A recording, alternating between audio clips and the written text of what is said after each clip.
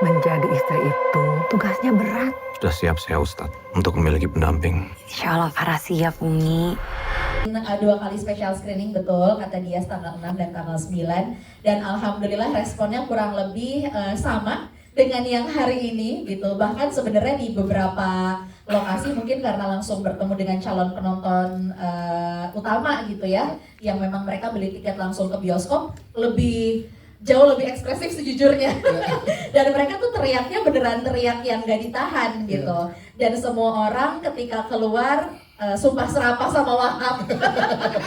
Sama nih juga tadi. Ini percis banget, jadi pulang keluar dari bioskop, gila ya Wahab antit gitu. Semua orang langsung ngata-ngatain Wahab. Tapi maksudnya overall reaksi penontonnya alhamdulillah baik gitu ya. Mereka terhibur karena merasa tertekan dan ngilu dan serem gitu ketika nonton filmnya. Karena terbawa.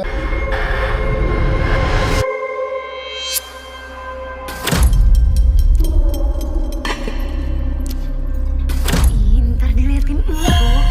Saya akan memberikan kehidupan yang Ambisi nggak melebihi ilmu dan melebihi iman dari seorang. Jadi apa sih yang dilabrak sama dia?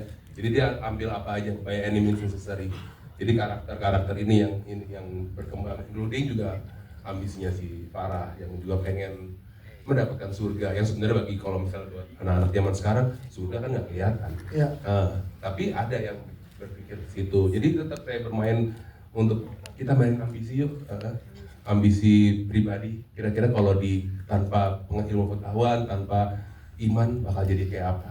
Nah, jadi saya coba main di sini. Berarti ada ambisi dan nafsu sebagai manusia yang coba dieksplor, yang tadi mencoba mendobrak iman dan ilmu yang dia miliki ya Bang Eca ya? Iya betul. Dan peran laki-laki dan perempuan dalam rumah tangga itu juga coba dieksplor di sini Bang Eca berarti? Ada juga. Jadi yang mau coba lihat bahwa ya sebenarnya kan peran laki-laki sama perempuan butuh kesetaraan kan. Ya. Even di agama juga dibilang begitu ya. Begitu Pak Ustaz? Ini ada. Jadi ya secara nggak langsung kita bermain di sini dan Lele ngasih cerita yang menarik untuk diolah. Jadi ya kesempatan lah kita sort of kasih lihat bahwa ini loh menurut banyak persepsi salah di luar sana, kita coba perlahan untuk dikemas ini untuk di arah yang benar lah, jalan yang benar. Baik, terima kasih. lebih baik bagi para wanita yang ada di kampung ini. Mungkin gak sih salah satu dari mereka gitu berbuat hal-hal musyrik itu? Dari orang tua ke anak ya, yes. Mau gimana pun juga ketika anak sudah berumah tangga, jangan pernah ikut campur dalam urusan rumah tangga anaknya. Satu. Yang kedua, pesan yang kedua adalah buat para kalian yang mungkin yang Farah di luar sana yang mengalami hal yang sama, ya, kekerasan dalam rumah tangganya, la ta'at fi ma'siyah. Gak ada yang namanya ketaatan dalam kemaksiatan. Jadi kalau suaminya itu mengalami atau melaksanakan kemaksiatan, tugas seorang istri adalah menguatkan iman dan speak up. Allah takhafu wa la tahzan, innallaha ma'ana. Jangan takut, jangan sedih. Allah sama kita, Allah bantu kita, Allah kuatkan kita, Allah angkat kita ke derajat yang lebih baik, insyaallah. Amin. Amin.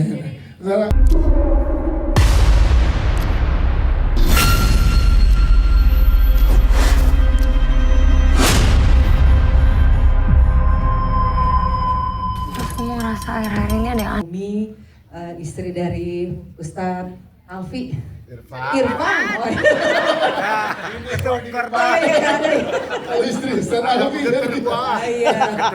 Padahal salah persepsi ya langsung nih. Ini Ustadz berondong loh. Iya. Tante gimana ini terusannya? Ya jadi saya di sini harus taat kepada suami, Iya, iya. gitu kan. Sebenarnya kolaborasi yang kurang, biasanya kan kalau suami istri kan kompak ya. Iya.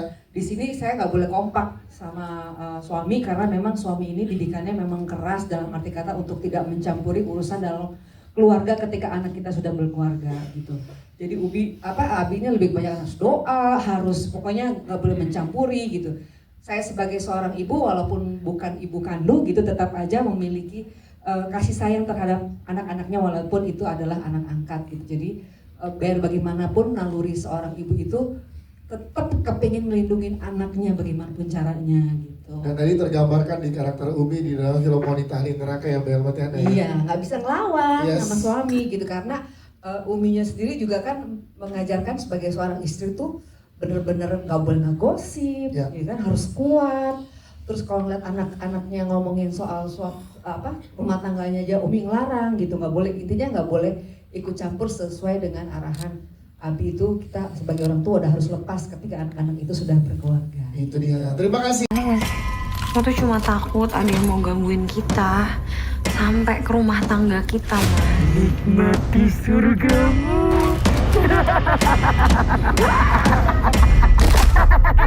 Walaupun imajinatif, aku tuh kayak bisa ngedetach gitu loh, ini bukan, ini dusta gitu. Jadi akhirnya aku kayak, oh ini bukan. Itu pas suaranya Mbak Farah kan agak berbeda dengan Kak Feby ya. Ya. Tiba-tiba pas masuk suaranya Wahab, kok mirip Oka Antara gitu loh. Sampai kayak, loh kok lama-lama jadi masuk nih gitu. Dan akhirnya pas disuruh baca-baca doa-doa itu aku kayak lawan dengan baca ayat kursi dan At-Tahrim ayat 11. Wah, On karakter ya. Sebagai Dina. ya, terus gimana proses produksinya yang sebegitu sulitnya di layar tadi, boleh ceritakan ke teman-teman media? Sebenarnya pas pertama kali baca skrip tuh kan aku udah baca ya akan ada fighting scene dengan the one and only gitu Kak Oka Antara, terus sama Kak Feby Rastanti. Terus aku cuman takut aja sih gitu, takut aku tidak bisa menyeimbangkan mereka gitu, karena aku di sini jadi kayak pahlawan kesiangan banget gitu kan, nolongin bocil sendirian gitu, kasian gitu. Tapi ternyata pas udah sampai di set mungkin kita juga nggak terlalu banyak tensi ya. Kayak alhamdulillah aku sangat merasa terbantu karena kakak-kakak ini banyak membantu aku yang masih muda dan baru ini gitu. Kak Oka juga selalu menanyakan konsen gitu pada aku pas adegan pang itu dia kayak aduh Ciragung, aduh gimana ya gitu loh, dia kayak selalu khawatir ini benar aman apa enggak gitu. Iya. Aman apa enggak, akhirnya aku pakein lagi apa kayak apa sih namanya itu? Bukan.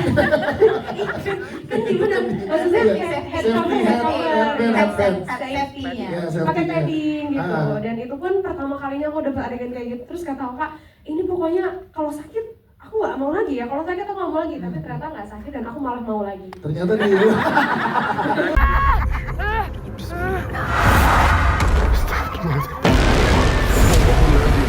ilaha illahu alimul ghaibi wasyahadatu al-malikul quddus salamul mu'minul muhaiminul aziz. Ada beberapa sih kan adegan yang kayak final fight-nya juga lumayan, tapi mungkin yang paling banyak memakan waktu dan secara teknis aku mesti agak belajar ya yang bagian Rukia gitu, karena kan nggak cuma kalau yang Rukia kayak aku pakai sling gitu-gitu segala macam, itu lumayan berat sih, harus dibolak-balik, terus shotnya juga kan banyak, itu lumayan sih. Berarti memang memberikan totalitas lebih dari 100% untuk film ini ya?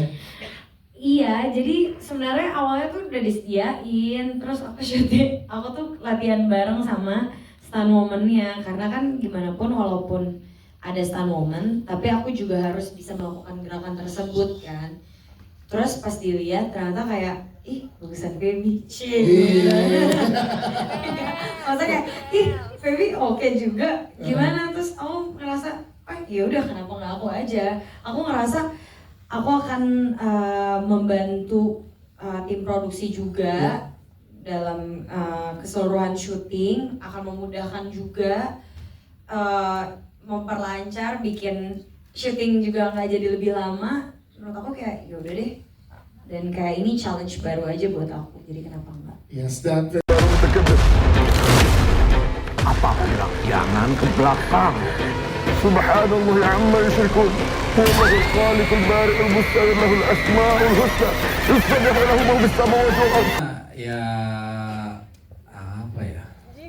Gak ada lagi, Enggak. easy bro.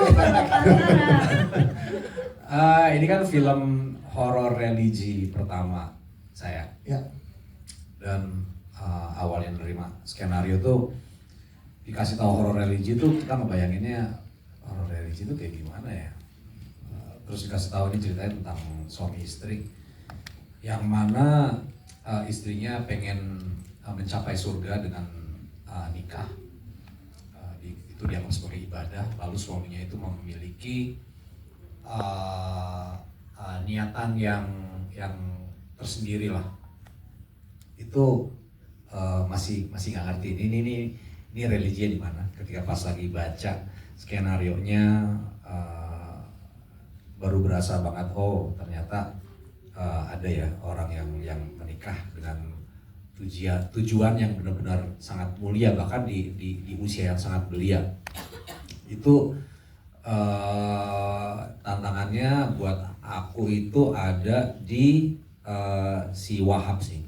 Si Wahab itu dia harus punya niat yang terencana ya. Kalau buat saya kan punya niat jahat itu kan kayak di film-film biasanya itu kan kayak marah, emosi gitu. Tapi kalau niat jahat terencana itu di Wahab ini benar-benar subtle gitu.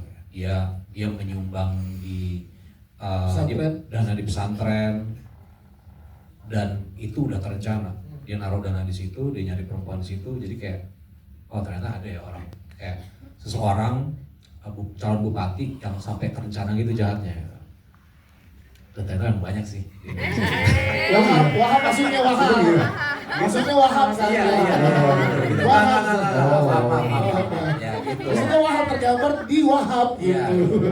Dan ada maksud gimana memang mudah ya buat ngedapetin inspirasi itu. Tanpa harus bahas yang lebih lanjut ya. Maksudnya lumayan mudah lah karena orangnya sangat haus kekuasaan. Lebih tepatnya tahta sama ingin membalaskan trauma yang terjadi di bapaknya. Jadi kalau teman-teman tadi perhatiin kenapa dia bisa punya berdialog panjang ketika spesifik ngomongin soal Pak Agung. Ya. Gitu, karena apa yang terjadi sama di masa lalunya itu dia ingin mengambil alih lokasi yang tadi dikuasain oleh bapaknya, diambil alih dari sama Agung dan pengen dibalikin ke dia. Gitu. Wahwal azizul hakim bismihi Allahu Akbar.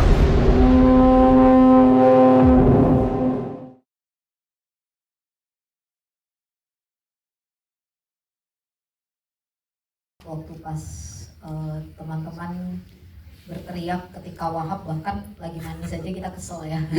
Ini.